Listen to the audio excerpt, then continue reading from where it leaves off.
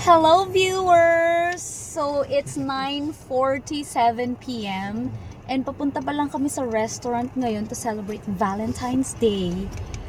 39 minutes yung travel, so hindi naman kami malilate kasi yung namin reservation at 10:30 and makakarating kami dun mga 10:25. So pwede pa. Malayo yung biyahe kasi North York kami, pupunta kaming downtown. Kaya medyo malayo-layo. Tapos usually traffic papunta doon. So, yeah, kita na lang tayo doon later. So, ganito yung itsura ng mga residential areas na malayo pa sa downtown. Ganyan lang siya. Mga building, mga houses. Medyo kung sanay ka talaga sa Pilipinas, medyo boring talaga yung paligid dito. Hindi siya maingay, walang mga nagkakalat ng mga tao sa daan, walang mga, anong tawag nun? Street vendors, kaya sobrang plain lang siya. Okay guys, so nandito na tayo sa downtown. And dito makikita yung mga sikat na places like yung CN Tower right there. Ito, CN Tower yan. Nandito din yung Rogers Center and Scotiabank Arena wherein dito ginagawa yung mga concerts and games. Dito yun yung mga malalaking buildings, maraming mga shops. Pero mahal dito, mahal magrenta sa mga yan. Mahal bumili ng condo, mahal lahat. Ang downside lang nitong restaurant na to is wala siyang sariling parking. So you really have to walk at least 4 minutes. And kaya hindi siya recommended sa winter. Kasi nga malamig. But at least right now, hindi siya gaanong malamig. Thankfully, hindi siya like 2 digits below. Hindi nag-snow at walang wind. Kasi yung wind talaga yung nagpapalamig minsan sa winter. And my husband here, hawak niya ang aking napakagandang bouquet. So ganito lang naman ang aming battle for today. Medyo lumamig na siya compared a while ago. But it's okay, nandyan lang naman na yung restaurant. That's the one right there. So it's just a few minutes walk. But yung kamay ko, nagna-numb na siya. Hey guys, dumating na rin tayo sa wakas.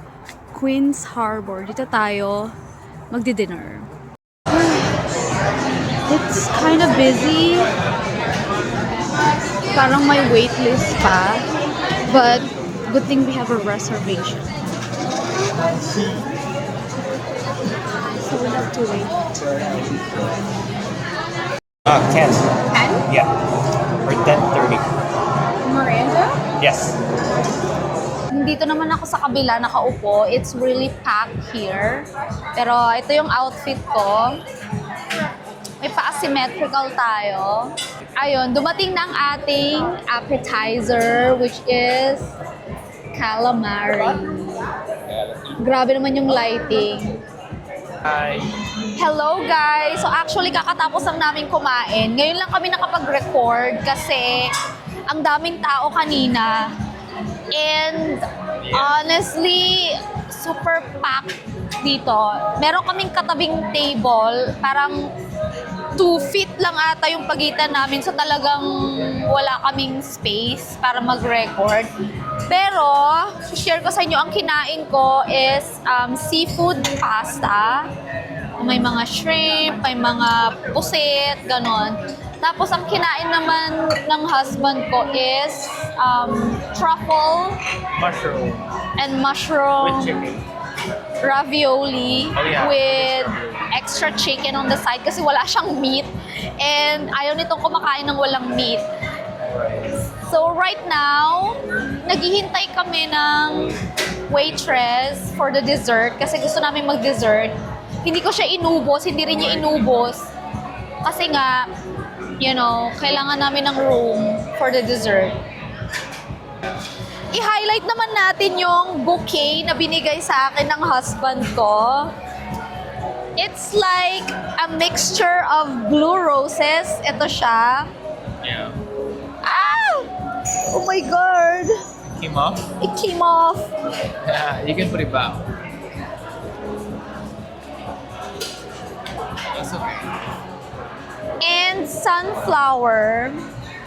Blue roses na talaga yung rose namin ever since na magjowa kami. Nadagdag lang yung sunflower kasi nga, that's my personality. Napansin na niya ako. Sabi niya 1 minuto lang. Okay guys, finally, Finally, we got our dessert. after 10 years, nakuha na namin ang aming dessert. Frinin na niya kasi naghihintay daw kami sa kanya. Buti na lang frinin niya sa eto, parang chocolate Yeah. bomb strawberry thing. So, titikman na natin siya. Strawberry Oh, you're here. Oh, sorry. So, titikman natin siya if masarap She ba. said, try the... Wait. What is this? Garnish? Oh, you cannot eat this one, right? I don't know what, What is that that? is. Parang yellow na cherry. Kalamansi. Parang yellow tomato. Cherry tomato. We're not supposed to eat that one? I don't think so. Maybe don't eat it. Okay. Should have asked. So, the dessert here, may mga choices. Merong matcha, what is that one? Creme brulee, which is, that's his choice. But since we can't eat one each, of course, I'm the one who choose. Sorry about that. Hindi kasi ako kumakain or umiinom ng matcha kasi, ewan ko, for me mapait siya. So, how do you rate this one? What's this? Try. Is there supposed to be like a chocolate here? Oh, it's like a lava cake. Yeah. Strawberry. Oh, strawberry Strawberry. inside. Oh yeah, strawberry. Parang ano niya. Ice cream. From- That's ice cream. It's a little dry. Yeah. Or it's supposed to be there. I don't know. Actually, yung cake niya mismo, yeah, may pagka-dry. Tapos meron parang strawberry jam sa loob niya. Masarap siya with ice cream. I mean, you can never go wrong with ice cream. The cake itself is kind of dry. Yung strawberry jam niya sa loob, it's okay. I'm not really a fan of fruit, pero ito, tolerable naman sa akin.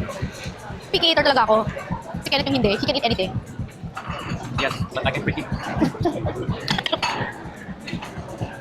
I don't know what this is. Oh, it looks like... Ano yan, plastic? Is it garlic? Actually, hindi naman masyadong matamis tong cake. Yeah, Hindi siya that's the yung only good thing about it. sobrang matamis, which is good.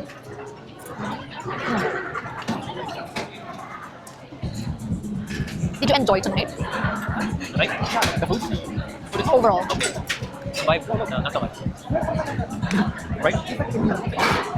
Ako okay lang. I got a cute bouquet. Second, syempre hindi ako magbabayad. Yeah. Not bad naman yung food for me. Ang bagal-bagal lang talaga nilagay. So, don't come here kapag may occasion. Kasi, mga siguro ilang minutes pa kayo before pa kayo anuhin. Be entertained.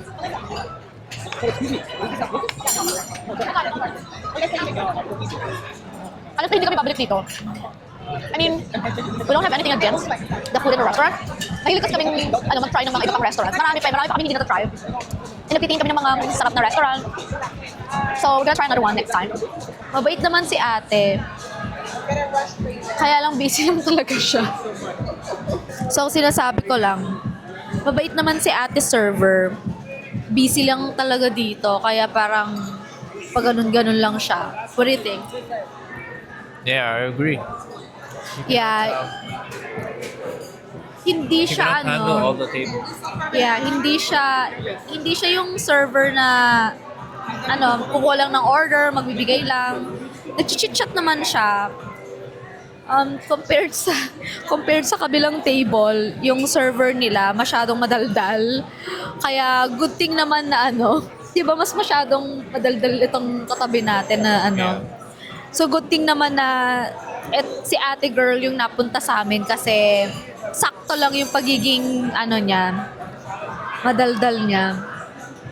Usually magkano yung tinitip mo dito pag ganito? Kailangan kasi mag-tip dito, guys. 20%. 18, 20. Let's see kung magkano yung gagastusin ng asawa ko for today. Ewan ko, pero ang sobra kong marites kasi parang pinapabalik pa ata yung pagkain nitong katabi namin. Bakit kaya? kinuha niyo lahat Oh. yung plato nila. May baboy. Ha? May baboy. Bawal sa kanila? Siya. Bakit kinuha niya, Bo? Ay, sila pala. Bawal sa kanila? Hindi ko alam. Ah. Wala. Alam mo, pag ganito talagang crowded na yung place, talagang naririnig mo lahat. So, hindi mo talaga may iwasang hindi magmarites. Kaya next time siguro, titingnan namin yung place na medyo mas mahal. Sorry to him. Pero more, mas private para hindi masyadong naririnig lahat. Tapos may mga space kami, mas maluwag yung table. So ayun, hindi ko alam kung ilang minutos na naman tayo mag-wait para sa ating bill. Timeran kaya natin. Trying to get her attention. Oo, kasi kailangan na naming umuwi dahil 2 hours lang yung parking and yung excess babayaran daw namin. Eh, mahal-mahal pa naman ng parking dito sa downtown. For real. Kaya kailangan na naming makuha ang bill at umuwi na kasi feeling ko malamig na naman sa labas. And tomorrow, open na naman yung store ko. So guys, kailangan na namang kumita. Kaya kailangan bumalik ng mas maaga. Nakapag-bayad na siya. And let's see kung magkano yung binayaran niya and magkano yung tip. Okay? I find it loud here already. And it's loud. Okay. So guys, ito yung aming bill. So, yung amount is 110. Tapos yung tip is 22. I don't know how many percent is that. How many percent? So that's 20%. So total 133 yung binayad ng asawa ko just for our dinner for tonight. I'm so happy. Yeah, it's not bad, right? It's cheaper. I don't know what's bad and good about Cheaper. prices, but Where we I enjoyed and then I'm happy that I'm outside. So yan lang naman. Okay guys, tapos na ang aming maligayang gabi at uuwi na kami. My God, ang lamig. Sabi na nga ba, malamig dito sa labas. Pero tignan nyo naman ang flowers ko. Ang ganda. Oh my God. Ayan, may hangin na konti. So, ito yung nagpapalamig kasi parang hinihipan yung snow sa'yo. Kaya siya malamig. So, uwi na tayo. See you in our next vlog. Bye. Bye! Hello guys! So, Are you kakatapos... recording? Huh? Nakikita mo ba yun? Oh, 10 seconds. Right. Ah.